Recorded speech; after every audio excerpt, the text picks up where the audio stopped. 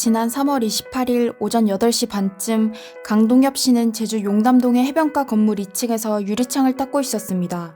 처제가 운영하는 피자 가게 창문이 지난밤 몰아친 비바람에 더러워졌다고 해서 도와주러 온 것이었죠. 그런데 창문을 닦던 동엽 씨 귀에 비명 비슷한 소리가 들려왔어요. 나가보니 저 멀리 바다에 엎어진 채로 떠내려가는 아이가 보입니다. 동엽 씨는 그 자리에서 옷을 벗어던지고는 아이를 구하기 위해 바다로 뛰어들었습니다.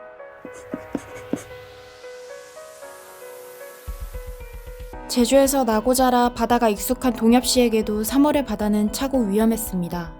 파도는 예상보다 거셌고 물을 많이 먹은 아이는 이미 의식을 잃은 듯 보였습니다. 예, 엎어져 있었는데 딱 뒤집어 보니까 앤데 그 입에 거품 물고 아이고. 막 이러고 있더라고요. 그래서 일단은 거기서 끄집어서 이제 방파제 쪽으로 끌고 와서 동엽 씨는 파도에 휩쓸리지 않도록 버티는 한편 바닷물 속에서 아이를 붙잡고 가슴을 누르는 구호 조치를 했습니다. 끄집어내는 와중에 그 방파제 끝에 바위턱이 있어요. 네. 거기에서 파도 치는데 오르락내리락 하는 와중에 파도 힘에 의해서 좀 위로 걸쳐질 때 가슴을 한 2번 정도 이제 누르니까 이 물을 약간 뱉어내더라고.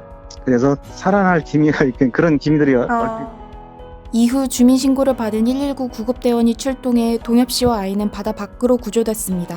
두 사람을 바다에서 끌어내는 데는 구급대원이 3명이나 투입됐다고 합니다.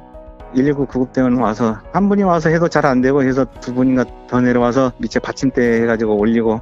당시 동엽 씨가 파도와 벌인 사투의 흔적은 동엽 씨 다리 곳곳에 이렇게 훈장처럼 남았습니다.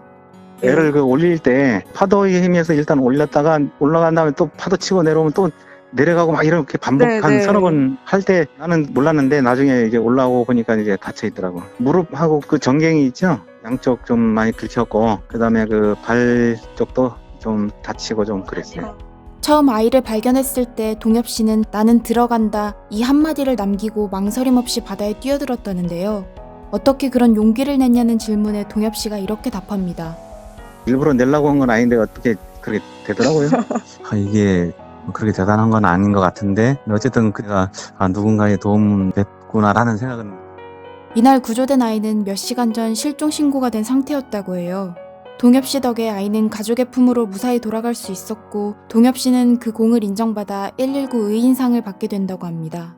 역시 세상을 구하는 건 영화 속 어벤져스가 아니라 동엽 씨처럼 남을 위해 기꺼이 몸을 던지는 우리 주변의 작은 영웅들입니다. 작은 영웅에 등장하는 모든 사연들이 기적이고 작은 영웅이 만들어가는 기적에 KMIB 독자 여러분도 함께 해주세요. 구독하고 알람 설정 해주시면 아직 살만한 세상을 만들어가는 작은 영웅들의 이야기를 들려드릴게요. 오늘도 영상 봐주셔서 감사합니다.